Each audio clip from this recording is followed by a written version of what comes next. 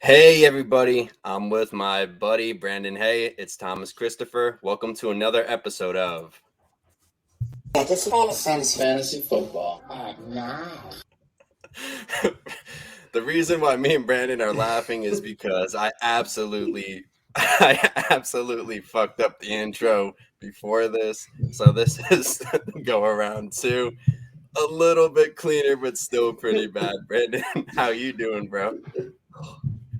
I'm good. We'll get better at it. It's just so funny because you said, I'm going to remember to do it. And then you started the recording without doing it. And at least you caught yourself. So it's all good. Yeah, for those who, if you checked out our second episode of Fantasy Football at Night, I completely forgot the intro, just completely forgot it. This time is a little bit better, a little delayed on my end, but it's all good. Brendan, for people who aren't aware, this is a first time viewing. Where can they find you at? Yeah, you can find me on Twitter at HeyB3. Work at DLF. Had a few articles coming out there. I did a UFDA UDFA. Man, I always get those letters confused. But yeah, analysis. And then coming up, I'm going to be doing a post draft profile on my boy Jaden Reed. I'm surprised no one picked him out. I was like, I've got to do it. So yeah, you can just be on the look for that and just my random, tweeting random things about sports or other stupid things. Yeah, I read the UDFA article. You almost had me do it. I thought it was great, and I know you love Jaden Reed, so that's dope. As you guys already know, you can see my handle in there at ThomasCP_NFL. You can find me at the League Winners at FF League Winners on Twitter, or you can catch my Jets content at GangGreenNation and JetsXFactor. If you missed the first two episodes of Fantasy Football at Night, we discussed the rookie running backs and the rookie wide receivers of the class. We both love them. This episode we kind of crunched the quarterbacks together with the tight ends because honestly we're kind of bored of these two positions. If we're going to keep it real with you guys. So first off, if you haven't listened to this podcast before, we kind of go off script. There's nothing, we don't have anything written down. This is all free based stuff, and we're going to start with the rookie quarterbacks. Brendan, so Carolina drafted Bryce Young first overall. And then Anthony Richardson went to the Colts and C.J. Stroud went to the Texans 2 overall and 4 overall. Which of those three do you think has the best chance of being like an elite NFL quarterback at the next level? I mean, best chance. I think best chance is C.J. Stroud because I think he's the most polished of the three and has the size. Bryce Young, I think he's really good, but just worry about that size. He's not like Kyler though, because Kyler is like if he doesn't see one guy, he runs. Bryce Young's not gonna run like that. That's what I was trying to tell someone on Twitter. He's more like Russell Wilson, and he's gonna run around the backfield, try to wait for wide receivers to get open. Obviously, Richardson probably has the highest ceiling, but I don't know if his passing will ever get to the point where he can be elite.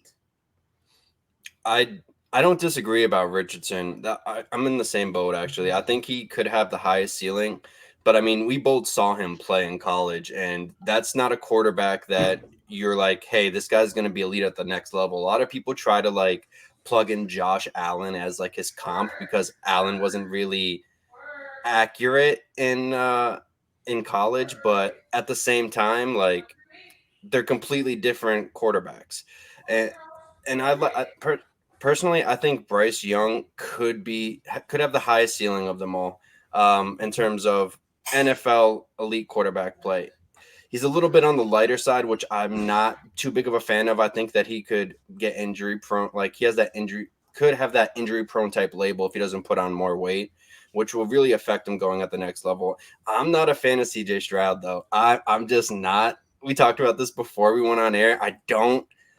I hate this because all these people always like shit talk the Buckeyes and stuff and don't know. It's in the background, Michigan.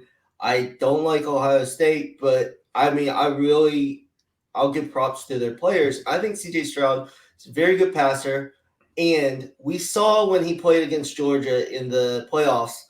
If he's like that, if he's even close to like that, That's what everyone has always said. He doesn't move around. He won't run. Well, he did in that game against, supposedly one of the best defenses in college football. So if there's an in between with him, if he can just get an in between of running when he has to and everything like that, I think, I definitely think he could be really good. I think people are underestimating what the Texans have there. I mean, it's not great weapons, but I think the weapons that are there, if Mechie comes back, from all of that, and he was a great talent. I don't think we know what Nico Collins is because the quarterback's been horrible and he's had some injuries. And Tank Dell's there, and then they brought in Schultz, which I think was a really good. Is going to be really good for them, and they have some running backs that catch the ball. So I think they're going to be a much improved team. So now I feel dirty because I talked, glowingly about the Buckeyes. So I hope you're happy, Tom. I hope you're happy. I'll give you this. I agree that the Texans could be better than what people suggest. I think that too because I love D'Amico Ryans. I think he's going to be a great coach. At least I'm hoping so. And I think he's not going to put Stroud in a position where he fails. That being said, it's interesting to see. I agree with you about Schultz being a great addition of him. He could be a great safety valve. I don't know if do you know offhand if they've had any word if Mechie can actually like participate in off-season program this year? Like I've seen him running and stuff, but do you know, have you heard anything about that at all? I've just heard that he's cancer free and back running like you said. Obviously, he's probably not going to be like full go, but I mean, even if you have him as like fourth wide receiver, until like midseason when he could maybe get up to speed. Either way, like the people they're throwing out at wide receiver before, I know because I had to play some of them because my wide receivers are decimated. Um, is going to be better. And just that I always, I told everyone Davis Mills wasn't going to be good, and he wasn't. He's probably a NFL backup, but he should never play that many games. So I'm just interested because I know they kind of doing smoke screens, but I think all three of those quarterbacks are going to play this year, and I think Stroud and Young could start the year. So I think so too, and I shouldn't even say that. I think like Young has like the highest ceiling as an NFL quarterback because that's to me that's not really saying much because I'm not huge. I told you this, but I'm not really huge on this quarterback class. I think it's a lot of overrated guys just based on a weak class. I mean, we saw what's that kid's name that got drafted to Detroit? Hooker. Yeah, Hooker. He got drafted. What was that the second? Was that the second round or the third round? I can't remember. It was third round. Third round. See, and I don't think he should have gone that high. I honestly don't. I think guys that went after that group have a better chance of like actually see that. I just think it's a weak class. I mean, there's oh my god, I'm so bad with names. The kid that they drafted at we know Arizona. From the last episode you're bad with names. The kid that the Arizona Cardinals drafted with Kyler Murray hurt and Colt McCoy injured. Clayton Tune. Yeah. Oh yeah, that's your Clayton Tune. He could get it. Come on. Get out of here. I've been hearing it, man. I've been hearing it, and I know. I told you some people have been saying it. Oh man! And now that could be a possibility, and I'm just like, what? And so I'm anticipating the 24 class a lot more than this class. That being said, to me, I think Young could be the best quarterback. I think Richardson's going to end up busting, to be honest with you. He has the high ceiling, but if they're going to throw him into the game like week one starter and not give him any time, he's not going to be able to develop properly, in my opinion, especially like the Colts weren't a great team last year either. The offensive line that they used to have is not that great anymore. Like it's not great either. I think he's kind of getting set up to fail a little bit. Yeah, they got Michael Pittman, they got JT, but they don't really have a great team, and I'm not huge on that coaching staff either. Sure Steichen, or however you pronounce that name, he was the offensive coordinator for the Eagles, worked with Jalen Hurts, blah, blah, blah. You can't plug in Jalen Hurts and think that he's going to be, Anthony Richardson. I don't think they're even remotely the same. Do you think they're even similar, other than that they're athletic guys that can run? No, and just based on last year, I live in Florida, so I have a lot of friends that are Gator fans. They get so mad because when he gets hurt, and he gets hurt a lot, like minor injuries, then he won't run. It totally changed their offense in games he couldn't run. Where Jalen Hurts, one of like the toughest guys in the NFL, and he's going to keep running and everything.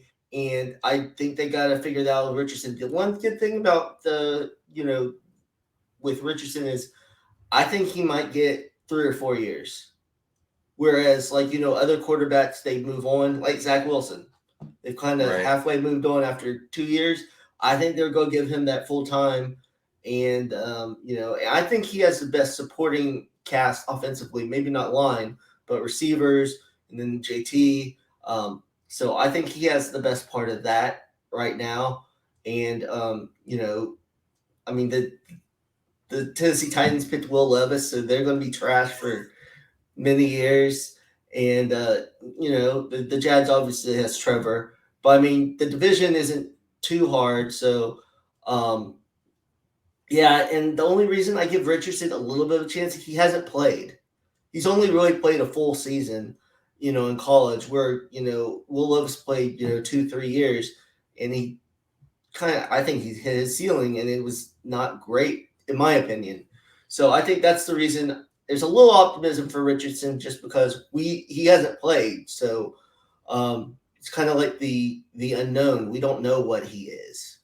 Right. I think you made a good point that nobody really talks about too. Is that when Richardson did get hurt, he wasn't really as active as a runner um, at the position. So I think some people, it kind of sucks, man, because like all of those, almost every quarterback drafted in the first, like they went to a bad team. Like an uninspiring team where you're just like, eh, you're not really like, you're not really. I don't know what's the word. Like you're not impressed by, like, you're not ecstatic. Like, whoa, this guy got drafted. Like Joe Burrow with the Bengals, and he got chased. Like how that worked out. T Higgins already. Right. Boyd. It's just completely different. And touching on Will Levis, for people who don't know, me and Brandon both hate Will Levis. We're not Will Levis guys. I'm sorry if anybody gets offended by that, but I'm riding the Tannehill train this year. I don't even think Levis is going to beat Tannehill out this year. Do you do you think so? No, I don't think so either. I don't know what they're doing because, I mean, what did they think was going to happen with Malik Willis? I told everyone that he is not ready. Like he should have never seen the field last year because he's not ready. But I would personally rather take a shot at Malik Willis than Will Levis, in my opinion. Yeah. But one guy, like, kind of, I kind of liked him, but he is a little old, because he went to BYU and had that mission. But Jaron Hall at Minnesota, they're kind of up in the air with Kirk Cousins. He's more mobile than Cousins. He has a good arm. They have those good receivers there. So I do wonder if things go wrong in Minnesota. Maybe they give him a shot, back into the year and see what he has. So he's a little interesting, but all the other quarterbacks are kind of just like, I don't see much from them. Yeah, I'm in the same boat. I was gonna ask you who's like your kind of dark horse to kind of get a chance there, and you did that. So we're gonna move on. Quarterbacks, nah, not too excited. And then we get to the tight ends, where it's a kind of a little more interesting, but at the same time, I'm not really that excited about tight ends either. I mean, most people had Michael Mayer as their tight end 1 overall, and then that kind of started to change as we got closer to the draft with Dalton Kincaid being the tight end 1. He ended up being the first tight end selected off the board with the Bills. I think he's Mike Gesicki, like 2.0. I think he's almost an exact replica of Gesicki. I think the Bills drafted him to copy the Patriots because the Patriots signed Gesicki to be a big slot tight end. Same thing that the Bills are probably going to use with Dalton Kincaid. I'm not really that high on Kincaid, especially for fantasy. I think that tight ends that can't block suck for fantasy more often than not. You got to have at least some type of blocking ability in order to see the field. I think he could be a situational guy. How do you feel about Kincaid? I had him as, I think, my 4th tight end in my rankings. How do you feel about Kincaid? I think dynasty wise, it's different than redraft. At least from what I've heard is, they he's only a tight end by name.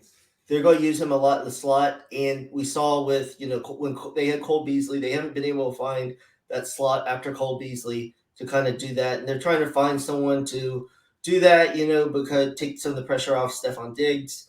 And I think the thing with Gesicki, when Gesicki was with the previous staff at Miami, he had some really good years, but this staff at Miami um, didn't really use him. So I think that, um, you know, I think he could be good. But I think Kincaid, Laporta, Mayer, those top three, I think could be top 10 tight ends based on their situations. I personally put Laporta first right now because of the situation in Detroit. Only because I don't know what's going to go on with the Raiders with Mayer, and I think Jimmy G is going to be his flaws are going to be magnified you know, without being in San Francisco and that offense to kind of hide a little bit of his deficiencies. And it seems like when McDaniels isn't with the Patriots, he's trash. So we'll see if that changes. Yeah, I have like a similar opinion on that. I had Laporta as my tight end 2 prior to the draft with Mayer as my tight end 1.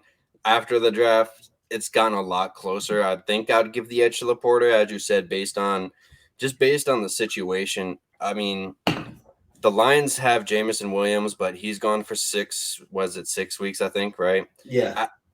So I mean, his sample size, man. As much as I wanted to like him, I don't know if he's ever going to be like a thing at this point. It's going to be what 1.5 years removed from where he actually like gets to play more than 5 games in a season. It's getting kind of sketchy for me, from a prospect standpoint. Uh, Outside of him, though, like they don't have anybody. I mean, they have Amon Ra, but he's like a slot guy. They need a bigger guy for red zone attempts and all that stuff, because that's kind of where they struggled a bit last year when they were kept handing the ball off to Jamal Williams, like, hey, here you go, break the scoring record. I think that's a big reason why they got Laporta too, to have that big body. And I think even if the Lions do draft somebody else, another year in the same system, presumably should do Laporta some good and have him be like a top tier tight end. I have the same kind of concerns with you about Mayer, though. I mean, not only is he in a very crowded, receiving room with Hunter Renfrow, and then you got Jacoby Myers, and then of course Devonta Adams is the big dog there, and then you got Josh Jacobs. With I think he's probably gone after this season, but still, just for the sake of argument, this year is probably not going to be the thing. But with tight ends, the first year is never really the thing.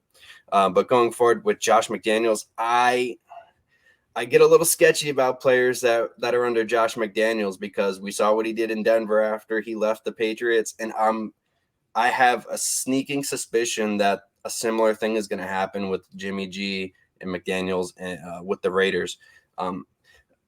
So after the top 3, how do you feel about what's his name, Darnell Washington? Do you think how did you feel about him pre-draft, and how do you feel about him post-draft? Because he got drafted to the Steelers with Pat Freiermuth.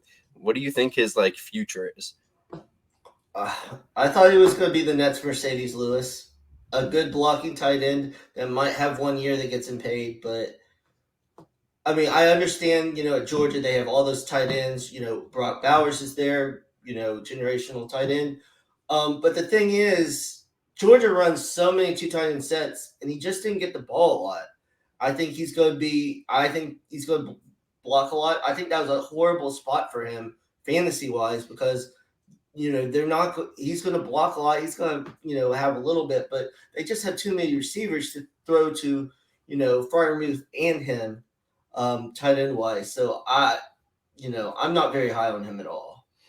Yeah, I'm not either. And funny enough, I think he's going to end up being like, are you familiar with George Fant? He used to play for the Seahawks. He Yes. was a Yeah. tight end, went to tackle, and then went to the Jets. I think we could probably see that with Washington, because he's a great freaking blocker, man. And honestly, where the money is, it would make more sense for him to try to transition to a tackle and try to get that bag than to kind of be screwed at tight end. Even if you're like one of the best tight ends, we've seen tight ends get franchise tagged at that position, and it's not good money.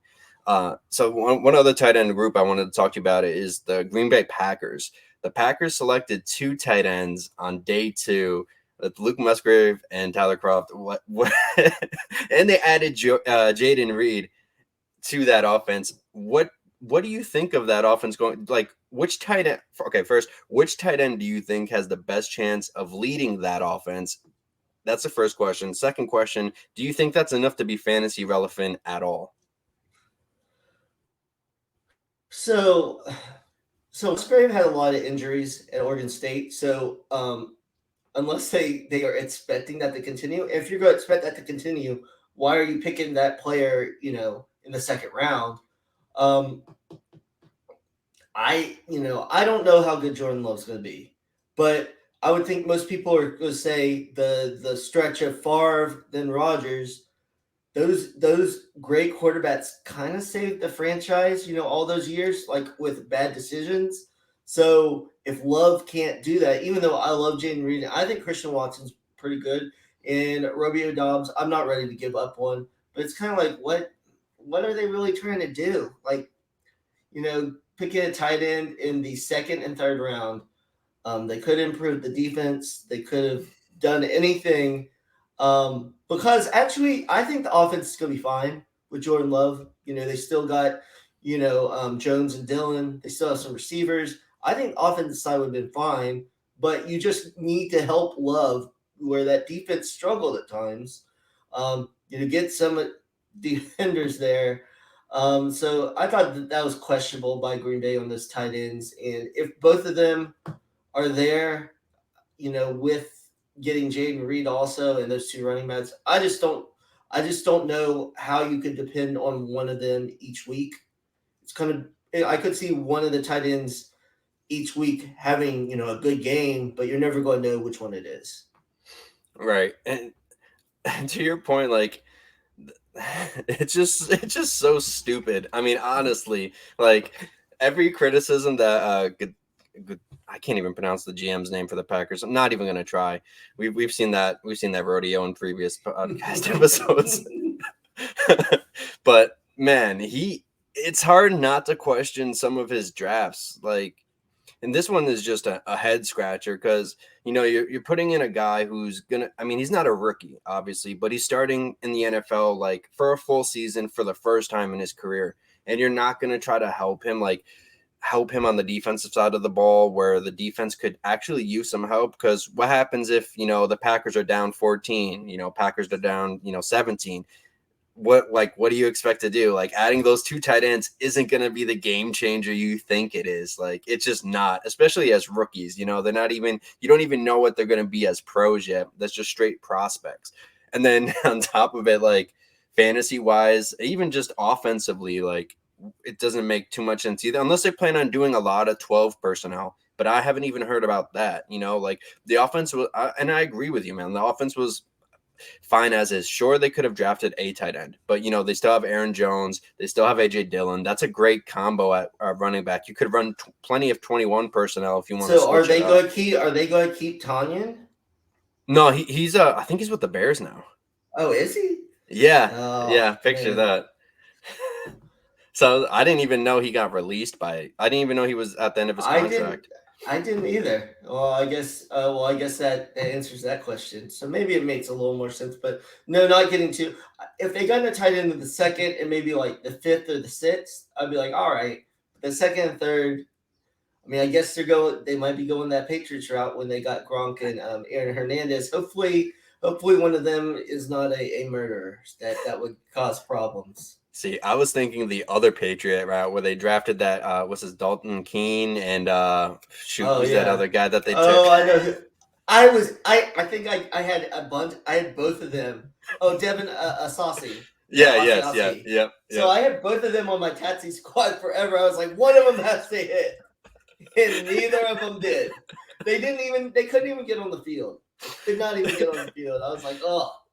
Dude, what was that? And then they had Jonnu Smith and oh my god, and the Oh, kid I from the hate them for the Jonnu Smith because I love Jonnu Smith, and I really wanted the Jags to get him. I was like, why Patriots do you do this? It's like Belichick hates fantasy. Yeah, Well, I'm sure he does. I'm sure he does, but dude, I was I was one of the people who was like, "Bye, Jonnu Smith. Nah, he's gonna go off. He got a huge contract. Like the contract he got there was insane too. Like the whole thing it was, and it just doesn't make sense to me. then they brought in Mike Gesicki now, so then now they have two tight ends again. Like what are you doing, New England? You know, I don't know. it's I don't bizarre. know. Who do you think? This is a little off topic, but who do you think ends up? Who do you think ends up with the most targets in the Patriots offense? It's like Is Juju. this a trick? Is this a trick to make me say Juju? Is this where we're going? I mean, yeah, I think it's got to be Juju probably Yeah. because I will say with an actual offensive coordinator, Bill Bryan, all the shit people give him as a coach, he's a good coach. Just don't Yeah. let him be in charge of any players. Um, it was a mess last year what they were doing. Um, they drafted Tyquan Thornton, which I love, but they probably did draft him too early, and they didn't like throw the ball to him deep. I was like, that you draft him for his speed. Like it's fine to throw some screens, but his ADOT was horrible. So I hope they let him. Because I kind of think that maybe Bill Bryan uses him like a Will Fuller type, Oh. a lot of down the type things, which I would really like. But yeah, it's probably gonna be Juju, or I don't know. It might be Henry. It might be Hunter Henry for all we know. Yeah, that's such a scare. Yeah, to be fair, I have like Thornton as like a deep sleeper guy. I think he could if Bill because Bill like you said, Bill O'Brien's a good OC. If they can get it figured out, like he could be that Will Fuller guy who just like comes out of nowhere and just freaking explodes. That also depends on Mac Jones, who I'm not But really I think sold on he's right. good enough to get the ball. Actually, if you look at it, they have receiver wise and tight ends. They have something like offensively for all those positions. They have Devontae Parker, who's the possession guy. They got Juju, who's the slot guy. They got Thornton that can go deep. Ramondre can catch the ball out of the backfield. And then they got the two tight ends. Gesicki's the more, receiving tight end. And then Hunter Henry will block and get out. So they, but yeah, it sounds like Belichick, doesn't love him some Matt Jones that much anymore. So we'll see how that goes. Do you think like there? I know we're a little off topic, but do you think there's like any actually smoke to that fire that's starting a little bit there? Do you think he actually has a problem with Mac Jones, or do you think because he benched him for like a little bit during last year, but Mac was hurt, so I don't know how much like of that I taken it. Like, what do you think? Do you think that's like a real issue, or do you think it's just an overblown I kind of thing? think I think Belichick wants to win, and if Matt Jones can help him win, they can. But I mean, to be totally honest, I don't know if Bill just doesn't want to look in the mirror. But this was all Belichick's fault last year by his crazy offensive coordinator decisions to get two failed, you know, head coaches that weren't offensive guys to be your co-OCs. I mean, I don't know what he thought was going to happen. I mean, this was all on him. Yeah. Maybe I know he likes to think he's smarter than everyone, but this time he failed. He failed at what he was trying to do, which I don't know I, what he was trying to do. I that's the thing. I think he's like one of those guys that's just like throws his friends a bone. You know what I mean? Like, hey, here Yeah, you go. That's the way I see it. So, I mean, the last the last one I want to talk about is like I think he was the only other day two tight end. Might be completely mistaken on that. I honestly didn't pay too much attention to the tight end group outside of my own personal top five guys. But that's Luke Schoonmaker, if I'm pronouncing that correctly. He got drafted to the Cowboys, and I think it was either the second or third round. But yeah. he Second, it was the second. Yeah, okay, that's mm-hmm. kind of ridiculous. So they had Jake Ferguson there, who people thought was going to step in and replace Dalton Schultz. Do you think Jake Ferguson can hold his own against Schoonmaker, or do you think Schoonmaker comes in and takes over as tight end one? So it's weird. Just Luke Shoemaker went to Michigan, so I watched him a lot, and I thought he was good. And then when he declared, they were like first or second round. I was like, what? But he gets picked there. They have because they have Ferguson, and then they also drafted Peyton Hendershot out of Indiana. I see some people on Twitter. I think some Cowboy fans trying to justify the Shoemaker pick. Uh, I think Ferguson is the best of the three, but it kind of sounds like, I mean, if you're going to draft someone in the second round, they're all going to play. So maybe it's them hedging their bets too on the wide receivers. They know they have CD. They're hoping Gallup can come back, and then they got Cooks. Then just throw a bunch of tight ends in there, and it's just like maybe something will work. So Dak won't throw so many interceptions. But yeah, that really surprised me with that pick.